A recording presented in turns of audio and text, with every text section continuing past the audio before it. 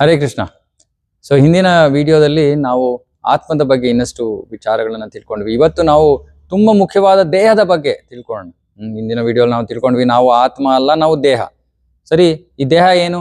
ದೇಹ ನಮಗೆ ಕೊಡಲಾಗಿರುವಂತ ಯಂತ್ರ. ಕೃಷ್ಣ ಹೇಳ್ತಾನೆ ಯಂತ್ರಾರೂಢಾನಿ ಮಾಯ. ಹಾಗಾಗಿ ಈ ಯಂತ್ರ ಅಥವಾ ವಾಹನದ ಬಗ್ಗೆ ಇವತ್ತು ನಾವು ತಿಳ್ಕೊಳ್ಳೋಣ. ಅದು ಕೂಡ ಮುಖ್ಯವಾದ ವಿಷಯ. ಇವಾಗ ಎಲ್ಲರಲ್ಲೂ ಎರಡು ತರಹದ ದೇಹಗಳಿವೆ.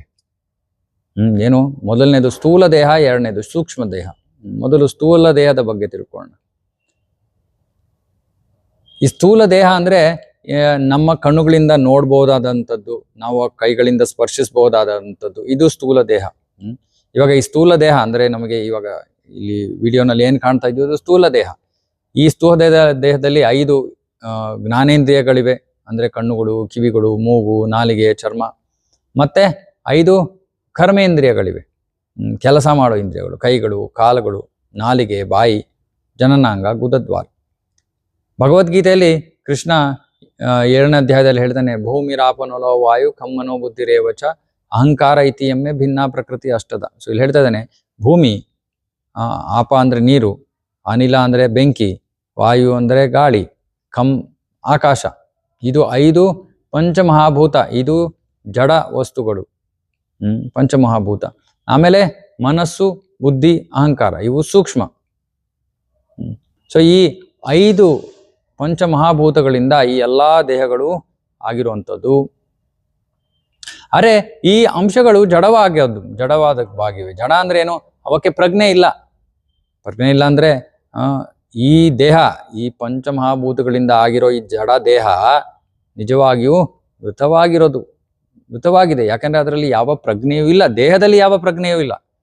ಉದಾಹರಣೆಗೆ ಇವಾಗ ನಾನು ಕೂತ್ಕೊಂಡಿರುವಂತ ಈ ಒಂದು ಸೋಫಾ, ಈ ಸೋಫಾ ಕೂಡ ಈ ಪಂಚಮಹಾಭೂತಗಳಿಂದಾನೇ ಆಗಿರೋದು. ಇವಾಗ ಈ ಸೋಫಾ ಮೃತವಾಗಿದೆ, ಇದಕ್ಕೇನು ಜೀವ ಇಲ್ಲ. ಹಾಗಾಗಿ ಈ ಪಂಚಮಹಾಭೂತಗಳಿಂದ ಆಗಿರುವಂತ ವಸ್ತು ಮೃತವಾದದ್ದು.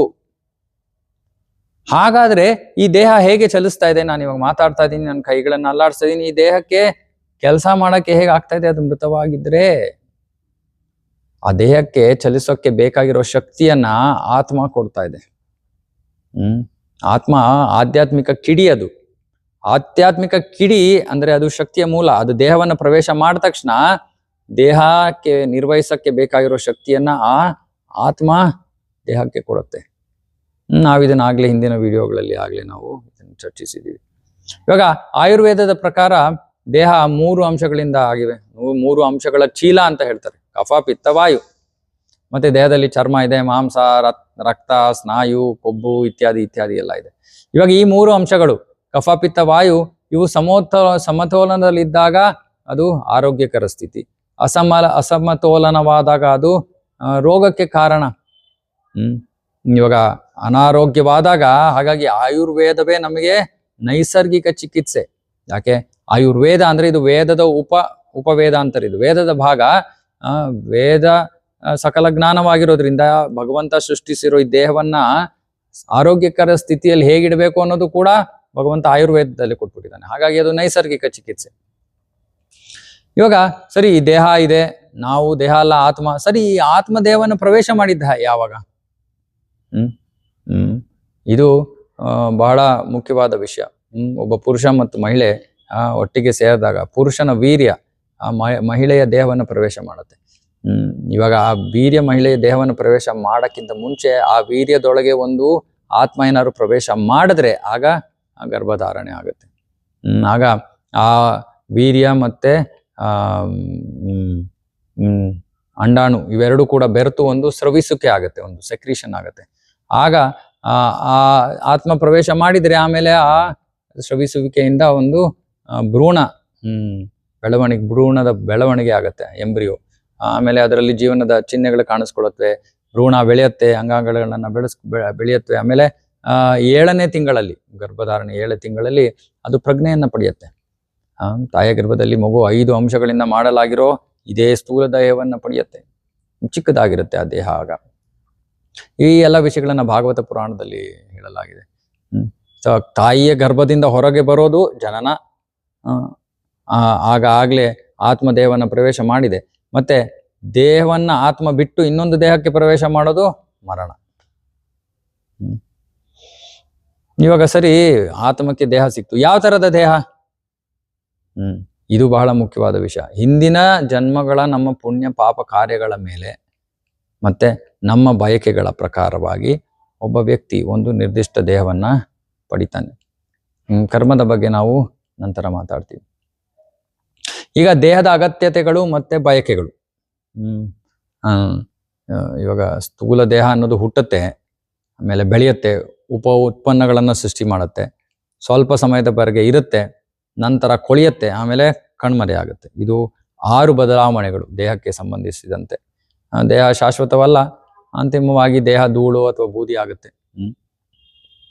ಆದರೂ ಈ ತಾತ್ಕಾಲಿಕ ದೇಹದ ಹಿಂದೆ ನಾವು ಬಿದ್ದಿದ್ದೀವಿ. ಹಿಂದಿನ ವಿಡಿಯೋದಲ್ಲಿ ನಾವೊಂದು ಉದಾಹರಣೆ ಕೊಟ್ಟಿವಿ, ಪಕ್ಷಿ ಮತ್ತೆ ಪಿಂಜರ. ಅದರಲ್ಲಿ ನಾವು ನೋಡ್ತೀವಿ, ಪಂಜರ ದೇಹಕ್ಕೆ ಹೋಲಿಸಿದ್ವಿ ಆ ವಿಡಿಯೋನಲ್ಲಿ, ಪಕ್ಷಿನ ಆತ್ಮಕ್ಕೆ.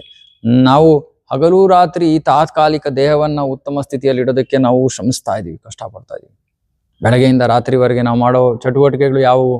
ಹಲ್ಲುಜ್ಜೋದು, ಸ್ನಾನ ಮಾಡೋದು, ಬಟ್ಟೆ ಧರಿಸೋದು, ಕೂದಲನ್ನು ಬಾಚ್ಕೊಳ್ಳೋದು, ಅಡುಗೆ ಮಾಡೋದು, ಕೆಲ್ಸಕ್ಕೆ ಹೋಗೋದು, ಆಹಾರ ತಿನ್ನೋದು, ಇದೆಲ್ಲವೂ ಕೂಡ ಚಟುವಟಿಕೆಗಳು ಸ್ಥೂಲ ದೇಹಕ್ಕೆ ಸಂಬಂಧಿಸಿರೋವು. ಮತ್ತೆ ಇವು ಅಗತ್ಯತೆಗಳು. ಅಂದ್ರೆ ಇವು ಇಲ್ಲದೆ ಇದ್ರೆ ದೇಹ ಅಸ್ತಿತ್ವದಲ್ಲಿ ಇರೋಕ್ ಸಾಧ್ಯ ಇಲ್ಲ. ಅರೆ, ನಾವು ಕೇವಲ ಅಗತ್ಯತೆಗಳಿಂದ ನಾವು ಸಂತೃಪ್ತರಾಗಲ್ಲ. ನಮಗೆ ಬೇಕಾಗಿರೋದು ಬೇಕುಗಳು, ಬಯಕೆಗಳು. ಕೆಲವು ವರ್ಷಗಳ ಹಿಂದೆ ಹಿಂದಿಯಲ್ಲಿ ಒಂದು ಜಾಹೀರಾತು ಬಂದಿತ್ತು, ಪೆಪ್ಸಿದು, ಏ ದಿಲ್ ಮಾಂಗೆ ಮೋರ್ ಅಂತ. ಅಂದ್ರೆ ಏನರ್ಥ? ನನ್ನ ಹೃದಯವು ಹೆಚ್ಚಿನದನ್ನ ಬಯಸ್ತಾ ಇದೆ. ಹೌದು, ಹೆಚ್ಚಿನದನ್ನ ಪಡೆಯೋದಕ್ಕೆ ನಾವು ಅವಿಶ್ರಾಂತವಾಗಿ ಕೆಲಸ ಮಾಡ್ತಾ ಇದೀವಿ.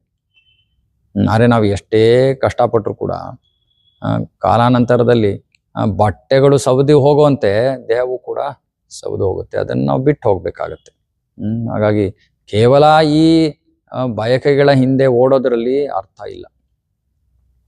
ಇನ್ನೊಂದು ದೇಹ ಮತ್ತೆ ದುಃಖ, ಇದು ಬಹಳ ಮುಖ್ಯವಾದದ್ದು.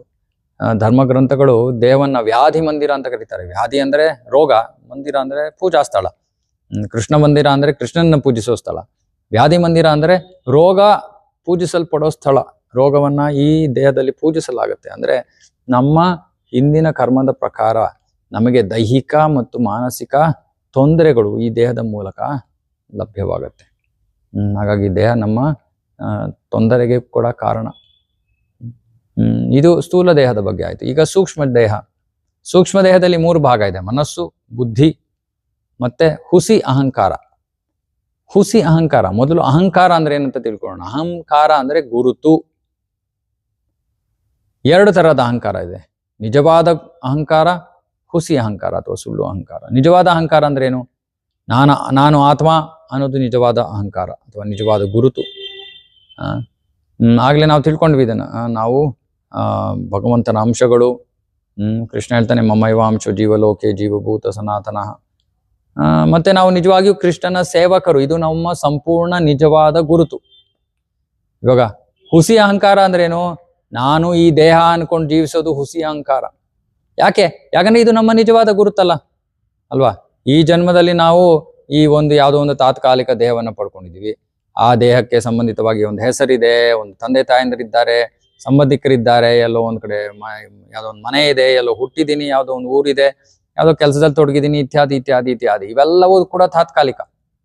ಮತ್ತೆ ನಾವು ಮೃತರಾದಾಗ ಈ ತಾತ್ಕಾಲಿಕ ಗುರುತು ಹೋಗುತ್ತೆ. ಮುಂದಿನ ಜನ್ಮದಲ್ಲಿ ಇನ್ನೊಂದು ತಾತ್ಕಾಲಿಕ ಗುರುತು ನಮಗೆ ಲಭ್ಯವಾಗುತ್ತೆ. ಹಾಗಾಗಿ ಇದು ತಾತ್ಕಾಲಿಕವಾದ ಗುರುತು. ಇದು ಹುಸಿ ಅಹಂಕಾರ. ನಿಜವಾದ ಅಹಂಕಾರ, ನಾನು ಆತ್ಮ, ನಾನು ಭಗವಂತನ ಅಂಶ, ನಾನು ಅವನ ಸನಾತನ ಸೇವಕ. 2ನೇದು ಬುದ್ಧಿ. ಬುದ್ಧಿಯ ಬಗ್ಗೆ ನಮಗೆ ಗೊತ್ತಿದೆ. ಇವಾಗ ಬುದ್ಧಿ ಜ್ಞಾನದ ಆಧಾರದ ಮೇಲೆ ಕೆಲಸ ಮಾಡುತ್ತೆ. ನಾವು ಯಾವ ತರಹದ ಜ್ಞಾನವನ್ನ ಪಡ್ಕೊಂಡಿದೀವೋ ಅದರ ಪ್ರಕಾರ ಅದು ಸರಿ ತಪ್ಪುಗಳ ವಿವೇಚನೆಯನ್ನ ನೀಡುತ್ತೆ. ಇವಾಗ ಯಾರೋ ಒಬ್ಬ ವ್ಯಕ್ತಿ ಕೇವಲ ಭೌತಿಕ ವಿಷಯಗಳನ್ನ ಮಾತ್ರ ತಿಳ್ಕೊಂಡಿದ್ದಾನೆ ಅಂದ್ರೆ ಅವನ ವಿವೇಚನೆ ಲೌಕಿಕವಾಗಿ ಉಳಿದಿರುತ್ತೆ, ಲೌಕಿಕ ಮಟ್ಟದಲ್ಲಿ ಉಳಿಯುತ್ತೆ. ಇವಾಗ ಯಾರಿಗೂ ಆಧ್ಯಾತ್ಮಿಕ ಜ್ಞಾನವೂ ಇದ್ರೂ ಕೂಡ ಅವನ ಬುದ್ಧಿ ಸಾಕಷ್ಟು ಬೆಳೆದಿದ್ದು ಅವನು ತನ್ನ ಜೀವನದ ದೃಷ್ಟಿಕೋನವನ್ನ ಈ ಭೌತಿಕ ಮತ್ತು ಆಧ್ಯಾತ್ಮಿಕ ಜ್ಞಾನ ಎರಡರಿಂದಲೂ ಅವನು ತನ್ನ ದೃಷ್ಟಿಕೋನವನ್ನ ಬೆಳೆಸ್ಕೋತಾನೆ. ಮತ್ತು ಇದು ಬಹಳ ಅಗತ್ಯವಾದದ್ದು. ಕೇವಲ ಭೌತಿಕ ದೃಷ್ಟಿಕೋನದಿಂದ ನಾವು ಜೀವನ ನಡೆಸೋದು ಭ್ರಮೆ. ಆದ್ರೆ ಆಧ್ಯಾತ್ಮಿಕ ಜ್ಞಾನ ನಮಗೆ ಅತ್ಯವಶ್ಯಕ. ಹಾಗಾಗಿ ಈ ವಿಡಿಯೋಗಳಲ್ಲಿ ನಾವು ನಿಮಗೆ ಆಧ್ಯಾತ್ಮಿಕ ಜ್ಞಾನವನ್ನು ಕೊಡೋದಕ್ಕೆ ಪ್ರಯತ್ನ ಮಾಡ್ತಾ ಇದೀವಿ.